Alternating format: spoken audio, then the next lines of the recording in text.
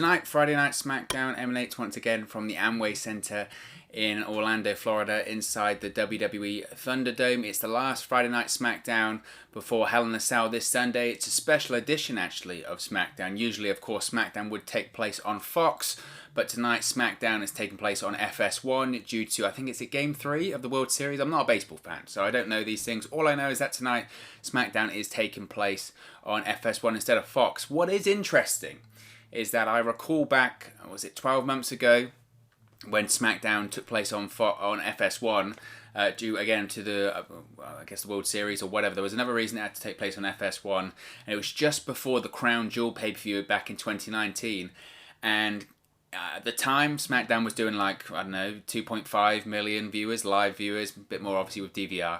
But FS1, the SmackDown on FS1 did like 800,000 viewers. So it's going to be fascinating, absolutely fascinating to see how many people tune in live tonight for SmackDown on FS1. I mean, that was last year. That was pre-pandemic. That was pre-people, cutting the cable and getting rid of cable television and not watching TV anymore due to the pandemic, or watching cable news or just news instead to try and piece together what is going on in the world at the moment. So it's fascinating to see what the ratings will be and what the viewership will be tonight for SmackDown, because I just think it could be really bad. It could be really bad. And I know I'm saying that almost with like a glee or like a little bit of happiness there, and I'm not. I'm just saying it's going to be absolutely fascinating. It's going to be absolutely fascinating. But in this video, what we're going to talk about Roman Reigns and Jey Uso, because as I mentioned, Sunday it's Hell in a Cell's pay-per-view, and one of the matches at Hell in a Cell is going to be for the Universal Championship. It's going to be Roman Reigns defending the Universal Championship against Jey Uso inside Hell in a Cell, but it's not any regular Hell in a Cell match, if there is such thing as a regular Hell in a Cell match. It's an I Quit match inside Hell in a Cell, but there is going to be special consequences or extra meaningful consequences as to be a part of that match, and it's going to be revealed tonight by Roman Reigns on SmackDown what those special consequences will be for Sunday's Universal Championship I Quit Hell in a Cell match. Now, this rivalry has just been absolutely, brilliant. Really has been just, words can't really describe how fantastic it's been. It's been absolutely excellent. It's been superb. It's been one of the best things on Friday Night SmackDown, without a shadow of a doubt. The interesting thing when I think about this Jey Uso versus Roman Reigns feud right now is that it wasn't meant to go this long. This feud is the perfect example of plans can change and things will change when it comes to WWE and their storytelling. Now, what by that I mean is Roman Reigns came back at SummerSlam. He won the Universal Championship 1 week later at Payback, and the plan was to eventually have a feud between Roman Reigns and The Fiend for the Universal Championship as we headed into 2021.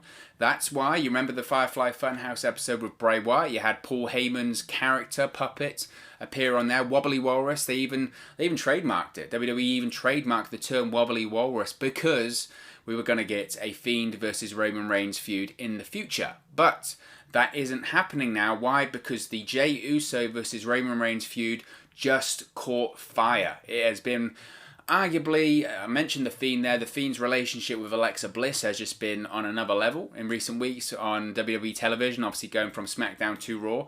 But the Roman Reigns Jey Uso storyline has just been, what more can you say? What more really can you say? That feud, originally, it was just meant to happen at Clash of Champions. We were just going to get the Roman Reigns Jey Uso match, and that match essentially was to solidify the heel turn for Roman Reigns. Roman Reigns is a heel right now. Regardless of how likable he actually is right now, he is a heel. He's meant to be a heel in WWE. He's being positioned as a heel in WWE. And I think he's doing a fantastic job. I think universally, pun intended, though, everyone would say that this version of Roman Reigns is the Roman Reigns that we've wanted to see for a long, long time. This version of Roman Reigns is the version that is probably closer to Roman Reigns in real life. You have to remember, when you think about the people that have been most successful when it comes to those mega stars in WWE, when you think of The Rock, when you think of Steve Austin, when you think of even John Cena.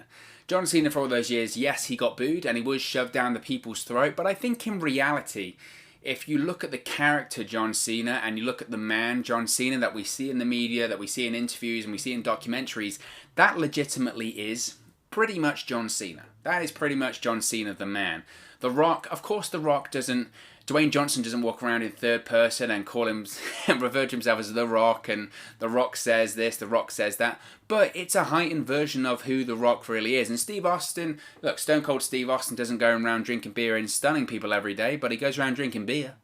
So it was a heightened version. It really was a heightened version of him. And I think this is the same with Roman Reigns right now. You've seen a lot of people come out recently and say, whether it's Seth Rollins, whether it's Braun Strowman, whether it's other people in interviews, and say, look, this is Roman Reigns.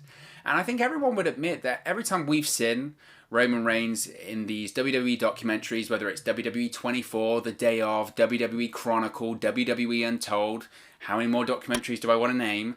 But everyone would pretty much say universally that that's Roman Reigns. And every time I've seen Roman Reigns in a documentary or in anything, in any interview outside of the WWE storyline, outside of the WWE arena, the thing that comes across to me the most is I think, man, this guy is cool. This guy is cool. He is likable. He is cool. He looks like $1 million. He talks like $1 million. And most guys want to be him, and most girls want to be with him, and guys, nothing wrong with that. So that just never came across. That never came across in WWE storylines, and that wasn't his fault. I must state that. That was never, ever the fault of Roman Reigns. The reason why they had the mixed response, and Roman Reigns used to always get the mixed response, is because of the poor booking of Roman Reigns. That's always what it was. For whatever reason, and this baffles me, and if you have a good reason and an explanation as to why, you can let me know in the comment section below, because I'd love to know. I really would love to know. But we went through the 1980s of Vince McMahon seemingly finding the formula of how to make a global superstar in Hulk Hogan. It was the say your prayers, eat your vitamins, do whatever, all that kind of stuff. And that worked. That worked. And as we transitioned into the 90s, it stopped working. Business was down for a variety of reasons, but business was down, and that goody two-shoes babyface didn't work anymore. It just didn't work anymore. And Vince McMahon started getting the hell beaten out of him by WCW, who went with more reality-based, real storylines, real heels. Heels, I know you can be... WWE's a babyface territory, but WCW proved that heels draw for me, and heels can be the centerpiece of a company. And so Vince McMahon got the hell beaten out of him because of that, and eventually he had to shift his traditional mindset of how to build a star, and that you looked at stars like Steve Austin and The Rock that are still over to this day as what arguably the most popular superstars of all time. They were the anti-heroes. They were heels. They were heels that were babyfaces. And Vince McMahon seemingly learned at the time how to book the top stars again. You couldn't do the goody two-shoes babyface. And he even transitioned that into when John Cena and Batista first started getting over. They were the two, right? They were the two in the mid-2000s. And then again, for some reason, he just reverted to 1980 all over again. Or 1985 or whatever. He just reverted. Bam, John Cena. This is how you get babyface over, and this is how we do it. And fortunately for him, with John Cena, it worked. And I don't know if that's just because we were coming out still of the Attitude Era. We still had the tail ends of the Attitude Era, and we still had a successful Ruthless Aggression era. And I think Vince McMahon got slightly lucky with that. But he tried it with Roman Reigns. He tried to do the same formula from 1985 with Roman Reigns, and it didn't work. It didn't work. Roman Reigns is a big star, and maybe that is a sign that maybe it slightly worked, but the idea of the white meat babyface is dead. It was dead in 1990, to be honest. It was certainly dead in the late 90s when you come to the Attitude Era, and it's dead in 2020.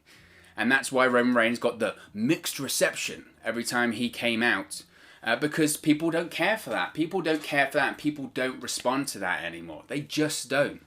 So this version of Roman Reigns is the version of Roman Reigns that everyone has wanted for years and years and years.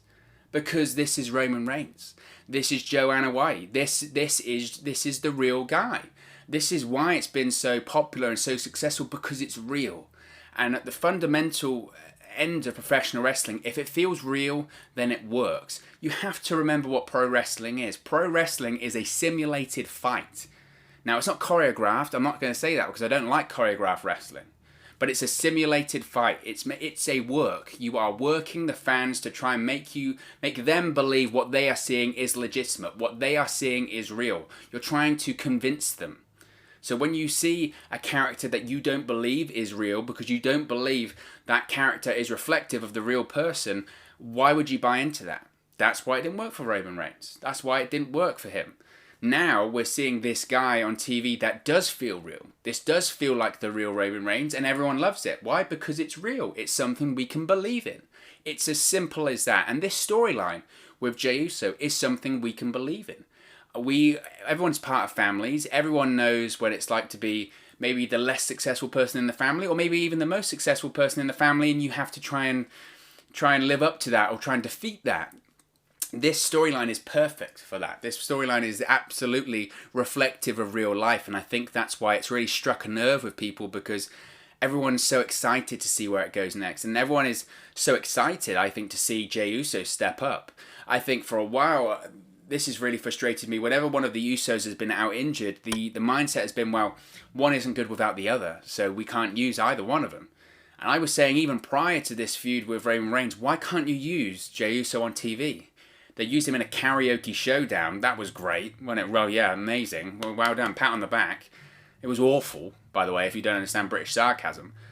But I was saying at the time, why can't you use him as a singles? Why can't you move him to Raw, put him in the Hurt Business or whatever? And he's proven at this point that he's valuable in the tag team or outside the tag team. And I don't think this is just because he's feuding with Roman Reigns. This is because he's talented. And that's why this storyline is working. So when we focus on Hell in a Cell on Sunday, do I think Jey Uso is going to win? Of course he isn't. He isn't going to win. That just isn't going to happen. What I will say is I expect it to be a fantastic match. I thought the match at Clash of Champions was very good. I thought and this is going to sound a bit contradictory of myself, but I thought the in-ring in terms of the actual moves and all that sort of stuff, it wasn't anything special. The storytelling, though, the emotion, the drama, that was on another level. That is on another level, and I don't think... I'm trying to think off the top of my head. We haven't seen many matches on WWE TV that have reached that level of emotional storytelling this year. And, for maybe like the last 18 months, it was brilliant. It was absolutely superb. The match itself, it wasn't important. It wasn't important. So I expect the match side of things, the actual nuts and bolts and technical wrestling side of things, I expect that to be better. I think that will be better Sunday at Hell in a Cell. As I mentioned, Jey Uso isn't going to become the Universal Champion, and I don't think there are any ever plans for Jey Uso to become Universal Champion, quite frankly. But I do think we're going to have a better match on Sunday. In terms of the consequences, this is interesting, because the whole point of this storyline has been for Roman Reigns to get Jey Uso to say that he's the tribal chief, he's the leader of the family. So maybe the consequence will be, if he does beat Jey Uso Sunday at Hell in a Cell, then Jey Uso has to physically admit, you're the tribal chief, you're the leader of the family. Maybe in terms of an I Quit match, it isn't your traditional kind of I Quit match. Maybe it's a case of, if Roman Reigns loses the match, he says I quit. But if Jey Uso loses the match, he has to say, you're the tribal chief. That's the way of quitting. Maybe it's something like that. Maybe it's a case of, after the match, he has to bow down to Roman Reigns. I think that's kind of the consequences they're talking about. Unless it's something along the lines of, him and Jimmy are never able to team up again. I think there's going to be some form of family humiliation involved in the outcome of this one. So I'm interested to see what it is. I think it's slightly difficult to predict, but if I had to, I would say it's something to do with admitting he's the tribal chief or something like that. I think a lot of people have been saying long term, it feels like it has to lead to a Rock Roman Reigns match. Maybe. The hardest thing with The Rock is tying him down. His schedule is insane. He's going to be filming Black Adam next year as well, so that's difficult. Look, over the last 4 or 5 years, there has been WrestleMania plans in place for The Rock numerous times, whether it was Brock Lesnar, Rock and Ronda versus Triple H and Stephanie, Rock versus Triple H. There have been plans, and it's never worked out because of scheduling, because of timing. So is it going to happen in a pandemic? I just don't know. It feels like this would be the opponent. It does feel like this would be the opponent, and this would be the moment for the Rock to really ride off into the sunset in terms of a WWE career and pass the torch to not only the top star in the company now, but also a member of his family. That does make a lot of sense. So is that possible? Who knows? Who knows? It's something to consider without a shadow of a doubt. But of course, as always, this is just one man's opinion. What are your thoughts on Roman Reigns and this special consequence that we'll find out tonight on SmackDown? Let me know your thoughts in the comment section below. I'll be sure to respond and reply to all of your comments. Really enjoy interacting with you guys and chatting about wrestling here on the channel. If you have enjoyed this video, please do smash a like on the like button as well. It really does help us out here on YouTube, go up the rankings and get into people's recommendation feeds if they haven't seen our videos previously. But most importantly, if you haven't already, please do subscribe to Wrestling News 365. You can do that by clicking the bottom right hand corner of the screen right now, or if you wait a few seconds, there'll be a subscribe button at the end of this video along with another video for you to watch. Thank you very much for watching, listening, streaming, or however you come across this video today, and I'll speak to you again very, very soon. Hey guys, thank you for watching, listening, streaming, or however you come across this video today. Be sure to click on the video on the right there to watch our next video, or click the bottom there to subscribe, or the bottom right hand corner. Thank you very much, and I'll speak to you again very soon.